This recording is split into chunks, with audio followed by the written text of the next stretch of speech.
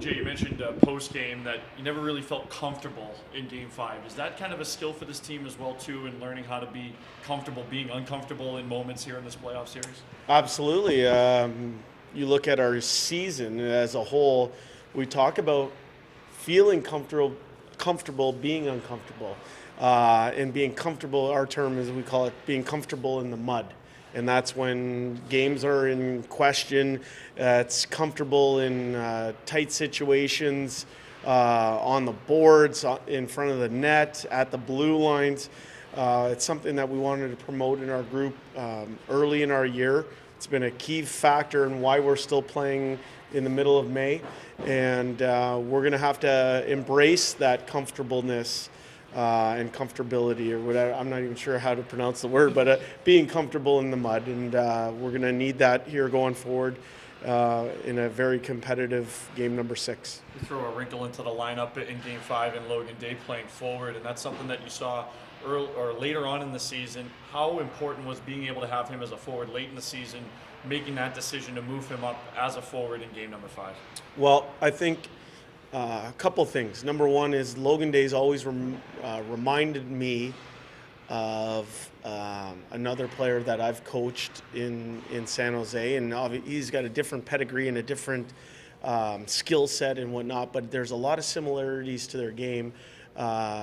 In the person that I've internally compared him to was Brent Burns, and that's not to say that he's going to go win a Norris Trophy. I'm not putting that type of pressure on him, but what he brings to our team is very similar to what Burnsy brought to us in San Jose, and that's a versatility about him where Burnsy went up and scored 20 goals playing on right wing. And I believe that if Logan Day played the entire season up front, he would put up just as good numbers as he did while playing on most of the season on the back end. During the stretch run, we were very thin at times. We had a bunch of guys called up. We had a bunch of injuries, and we were forced out of necessity to take Logan and ask him to do something to help the team win, and that was to play right wing. And we didn't put him on the fourth line. We put him with skilled players, and he went up and acquitted himself very nicely. Through that stretch run, when we learned that about him, that he did have that skill set, that allowed us to put that in the back of our mind and know that should we need it, that possibility was there. And I think it's a tremendous asset for Logan to have, is the ability to play any position and have an impact on the game. He is special instincts. He's smart.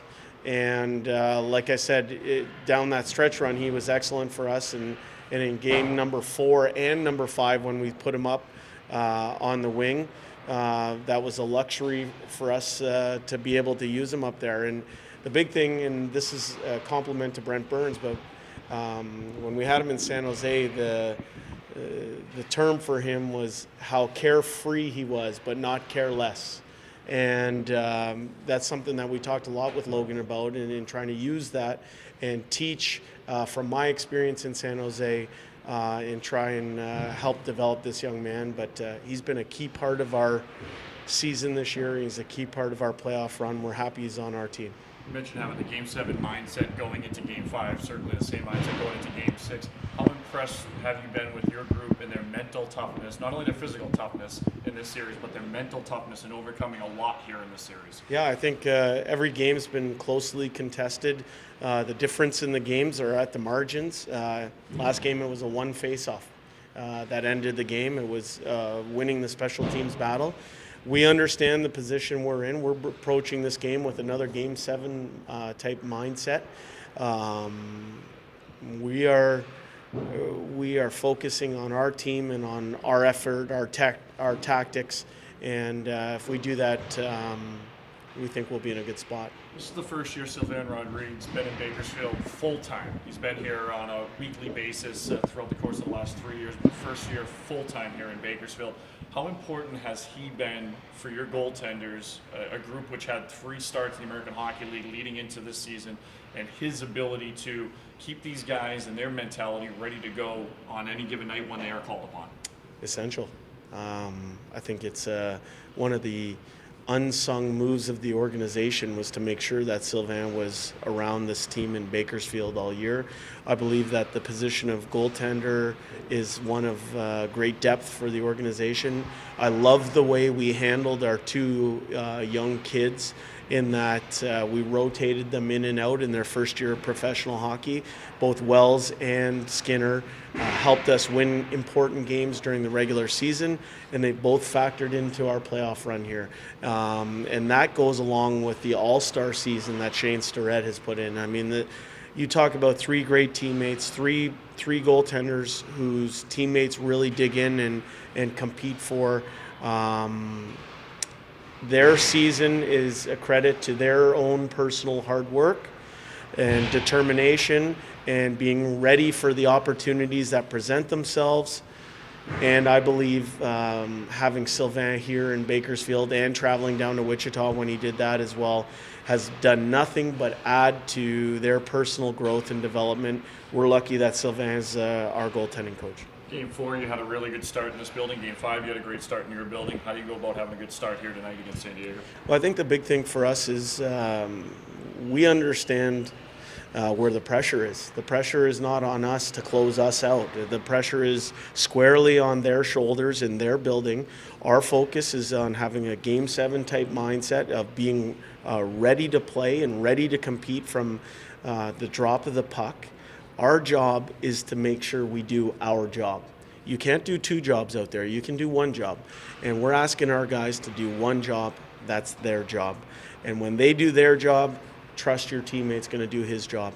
And we brought that mindset into game number 5. We're going to bring it into game number 6. Our guys are going to be ready to go.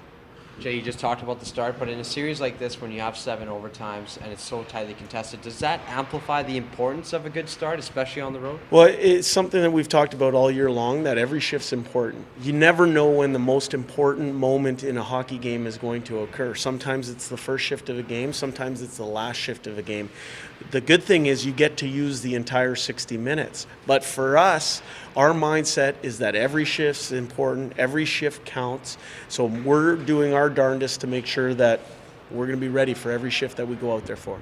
And can we expect number 34 to start tonight in between the pipes? Well, the good thing for us is we have 3 great goaltending options, and I believe we've gotten great minutes from all 3 goaltenders. We'll see. That'll be a game time decision.